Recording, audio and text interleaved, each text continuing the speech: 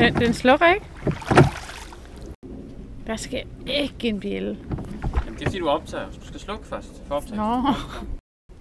Det er sådan en spionkamera, det der. Sådan et, der er Spielberg. Det er totalt. Men jeg ved ikke, om det er et offentligt nok sted for Stine, det her. Nej, det er ikke sikkert. Det skal nok for kedeligt at flashe herude. Den her, den har vi fundet 4 meter nede i jorden. Det er jo ligesom om, det er bare en sten, vi slår i stykker nu. Vi aner ikke, hvad det er. Nå, kan vide, hvad det er? Lad os prøve at kigge.